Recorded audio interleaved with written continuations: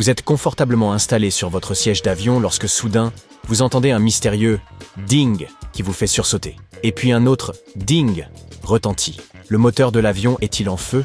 Peut-être vous prévient-on que vous devez attraper votre parachute et sauter de l'appareil? Ce tintement a en effet une signification secrète et elle sera différente selon le moment où vous l'entendez. Le premier « ding » que vous entendez, c'est lorsque l'avion est en train de rouler. Peu après, le pilote annonce que les agents de bord doivent se préparer pour le départ et il fait alors retentir un deuxième « ding ». L'avion est prêt à entrer sur la piste. Le troisième « ding » retentit lorsque l'avion dépasse la barre des 3000 mètres. L'équipage sait à ce moment que le service peut commencer. Le quatrième et dernier « ding » que vous entendrez pendant votre vol signifie que l'avion est en descente. Le pilote le fait retentir pour informer les agents de bord qu'ils sont repassés au-dessous des 3000 mètres. Alors, ils n'ont plus que quelques minutes pour nettoyer et sécuriser les chariots de service avant l'atterrissage. Différentes compagnies aériennes utilisent différentes combinaisons de tintements pour signifier différentes choses. Vous entendrez par exemple un seul « ding » lorsqu'un passager appelle le service en cabine et lorsque les membres d'équipage communiquent entre eux. 3 « ding » annoncent en général un message important du pilote.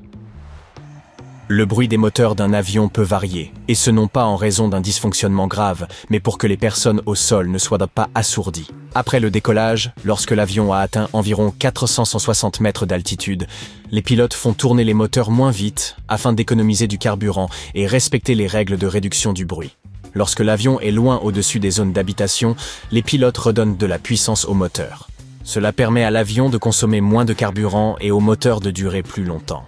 Le seul bruit de moteur dont vous devez vous inquiéter est le silence complet. Mais même lorsque 2, voire tous les moteurs tombent en panne, un avion pourra encore planer jusqu'à un endroit sûr. En 2001, un avion d'Air Transat a réussi à faire un atterrissage d'urgence aux Açores après avoir plané sur 120 km. Le bourdonnement que vous entendez lorsque vous montez à bord d'un avion est le bruit du groupe auxiliaire de puissance. Ce petit moteur à réaction est utile lorsque les moteurs principaux ne tournent pas. Par exemple lorsque l'avion est au sol. Il alimente le système d'éclairage, permet aux hôtesses et aux stewards de faire leurs annonces et contribue à maintenir une atmosphère fraîche et confortable dans la cabine. Il fournit également l'air nécessaire au démarrage des moteurs au moment du décollage. L'espèce de jappement que vous pouvez parfois entendre dans un avion n'est pas celui d'un toutou séquestré dans la soute, mais plus probablement celui d'un dispositif spécial qui permet aux systèmes hydrauliques de fonctionner. Les pilotes coupent souvent un moteur après l'atterrissage afin d'économiser du carburant. Le système hydraulique interprète cette coupure comme une panne et déclenche le dispositif spécial. S'il est si audible, c'est qu'il provient des entrailles de l'avion. Au moment où votre appareil accélère sur la piste, vous entendrez parfois un bruit de chaos et vous ressentirez une suite de secousses sourdes. Non, l'une des roues n'est pas en train de se détacher. Il n'y a aucun problème technique. Ce que vous entendez, ce sont en fait les roues qui passent sur le système d'éclairage intégré à la piste. Ces chaos signifient que l'avion est parfaitement aligné à la piste, comme il se doit. Une fois que l'avion commence à décoller et que les roues quittent le sol, ce bruit disparaît. Ce que vous devriez probablement craindre dans un avion, c'est de rester coincé dans les toilettes. Un passager qui voyageait avec sa famille de Salt Lake City à la Nouvelle-Orléans a attendu 35 minutes dans les toilettes. La porte s'était coincée en plein vol et 2 agents de bord aidés d'un passager ne parvenèrent pas à l'ouvrir de l'extérieur. 20 minutes plus tard, le pilote s'est joint à eux. Le passager essayait de se libérer de la minuscule cabine en donnant des coups de pied tandis que le pilote tirait de son côté aussi fort que possible. Finalement, ils ont réussi. Le mode avion de votre téléphone n'existe pas que pour vous embêter. Si vous ne l'activez pas au décollage, votre avion ne s'écrasera pas et vous ne perturberez pas les systèmes ainsi qu'on vous le dit. Mais si votre avion transporte plus d'une centaine de personnes et que seulement 4 ou 5 passagers ignorent l'avertissement et essaient de passer un appel téléphonique, le pilote ne sera pas content. Votre téléphone émet des ondes radio lorsque vous essayez de passer ou de recevoir un appel. Ces ondes radio peuvent perturber les casques utilisés par les pilotes.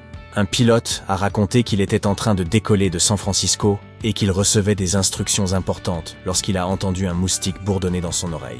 Rien de grave ne s'est produit, mais c'était agaçant, et cela aurait pu créer des problèmes.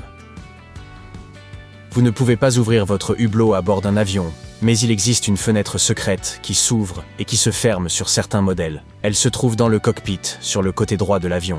Le pilote peut ouvrir cette fenêtre lorsque la vitesse de l'appareil est inférieure à une certaine limite. En théorie, ils ne peuvent pas le faire à l'altitude de croisière, en raison de la pression énorme à l'extérieur.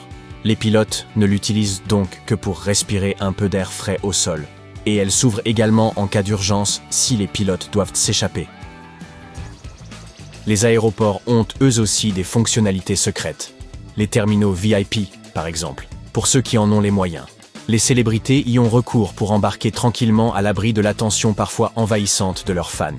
Les aéroports de Los Angeles et d'Atlanta disposent ainsi de terminaux privés. On dit qu'il faut normalement faire 2200 pas du parking de l'aéroport à l'avion.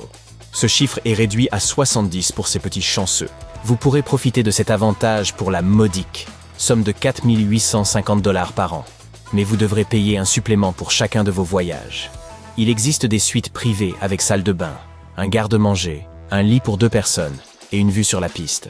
Et vous bénéficierez aussi d'un contrôle de sécurité privé et d'une équipe de 8 personnes à votre service. L'aéroport international Newark Liberty, près de New York, dispose d'un restaurant VIP caché derrière une porte banalisée. Il s'appelle Classified, et on ne peut y entrer que sur invitation. De nombreuses célébrités, comme Lady Gaga, Madonna et Billy Idol, y ont leurs habitudes. Vous aurez peut-être un jour la chance d'être invité si vous voyagez souvent avec United Airlines, qui gère les lieux. Une fois sur place, cherchez un hôte en costume gris. Présentez-vous et indiquez que vous avez une réservation. Cette personne vous guidera alors jusqu'à l'entrée.